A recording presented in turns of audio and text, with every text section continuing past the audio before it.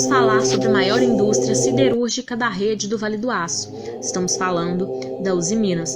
Fundada em 56 por um grupo de idealizadores, contava com o apoio do presidente JK, juntamente com a participação de acionistas japoneses. Planejada para ser inaugurada em Caratinga, mas a insatisfação dos moradores com a ideia fez com que mudassem para o distrito de Ipatinga, que na época pertencia ao município de Fabriciano. Ainda em desenvolvimento, a empresa possuía condições de trabalho precário. Ainda assim, houve um grande fluxo de imigração em toda a área do Sudeste. Os empregados contratados não eram dotados de experiência no ramo siderúrgico, eram apenas mandados a fazer. Visto como inferiores e chamados de peões, a insatisfação e a desigualdade era notável. Os peões eram levados para a usina dentro de caçambas de caminhões, enquanto os japoneses e engenheiros eram transportados de ônibus, vivendo em bairros nobres, como Cariru, Bom Retiro e Horto. Os demais peões mantinham-se em alojamento nas áreas próximas, que pertenciam à família Rolim e Selim. Vivendo em condições precárias, recebendo muito pouco para um trabalho tão exigente, os peões ainda eram agredidos constantemente pelos militares, que faziam sempre revistas constantes, de forma totalmente expansiva e agressiva. Na noite anterior ao massacre, um dos peões tentou levar uma sacola que havia recebido como pagamento para casa, para saciar a fome de sua família. Um dos militares então o agrediu brutalmente, tirando dele aquela sacola, o que gerou grande insatisfação. O que os militares não sabiam era que toda aquela brutalidade desnecessária acarretaria uma extrema insatisfação de alguns operários.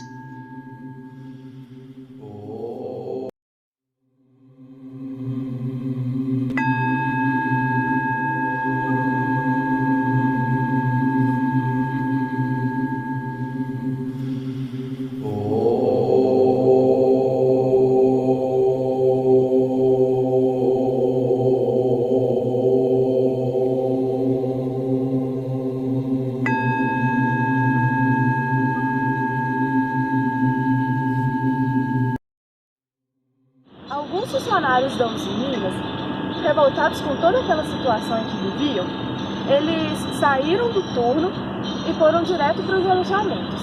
Nisso, eles tiraram todas as coisas que haviam no alojamento, colocaram no meio da rua e atiraram fogo, para evitar que a cavalaria da polícia pudesse passar para onde eles estavam.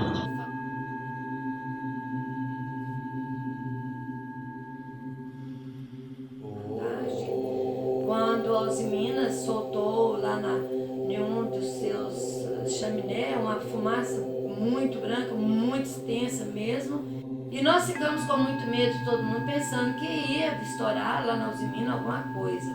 Mas de repente ouvimos aquele barulho muito forte de patas de cavalo, era cavalaria chegando de Valadares. Então nós morávamos ali na Rua Araxá, muito próximo à cadeia de Ipatinga, né? Aonde que é hoje o Colégio Adventista. Então foi uma rua assim, a nossa rua é a Rua Araxá, onde também se dava a mesma rua que ia para a zona do lugar. Era um lugar muito frequentado e que era lugar também de passagem. E também a própria mulher do cabo, nessa época, morava também nessa Rua Araxá. E foi um barulho muito forte, eu fiquei com muito medo, ainda fui no boteco do meu pai, que tinha de frente da igreja católica, e ele disse para mim assim, que eu voltasse, tomasse conta dos meus irmãos e da minha madrasta na época.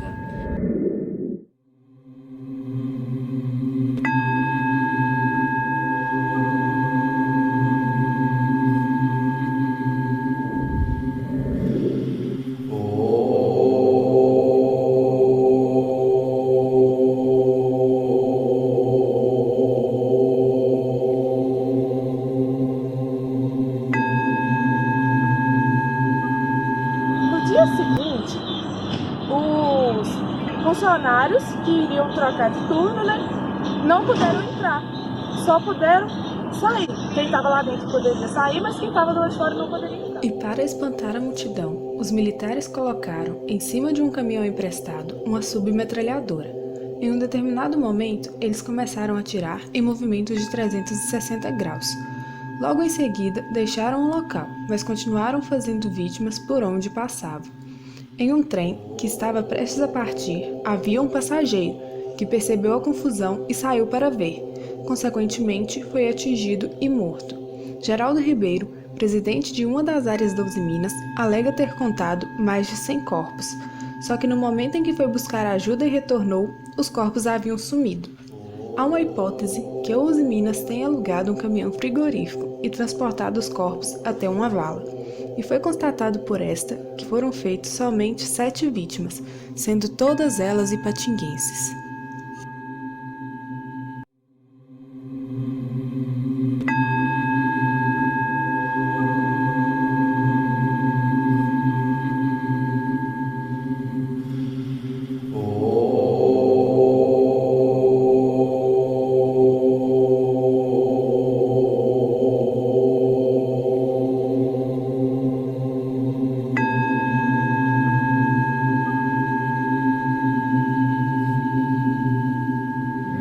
Eu voltei e quando foi mais à noite ele chegou do boteco e me deu uma barra de ferro para mim e pegou outra e falou comigo: agora você fica com essa barra de ferro e eu fico com essa outra.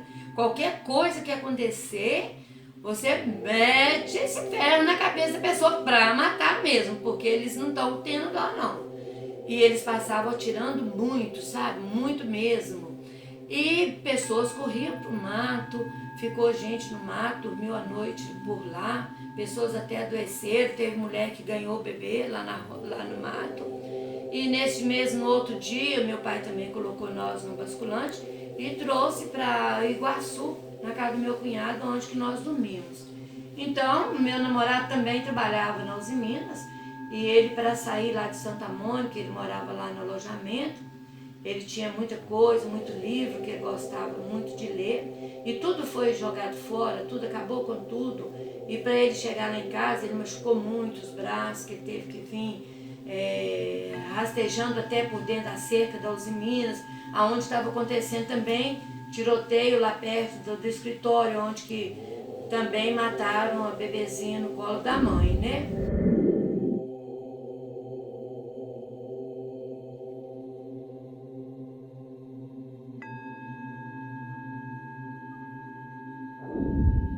Eliane Martins, uma bebezinha de 8 meses, estava juntamente com sua mãe Maria Antonieta em um ponto de ônibus a 1 km da portaria de entrada da Usiminas, na manhã de 7 de outubro de 1963, onde ocorreu o famoso massacre da Usiminas.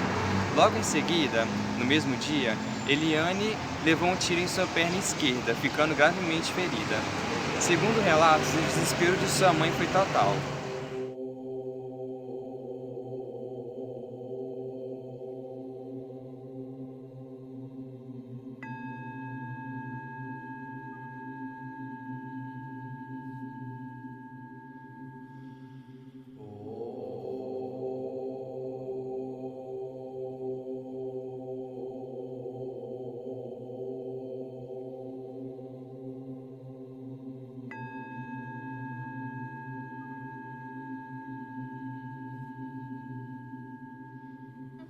O último sinal de existência da mãe de Eliane Martins foi dado por um parente em 2003.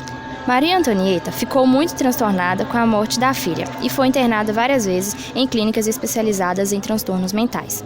A ideia do nome do hospital veio dos alunos da escola chilena, que fizeram a abaixo-assinada, e assim ficou o nome do hospital, Hospital Municipal Eliane Martins, a partir de 2010.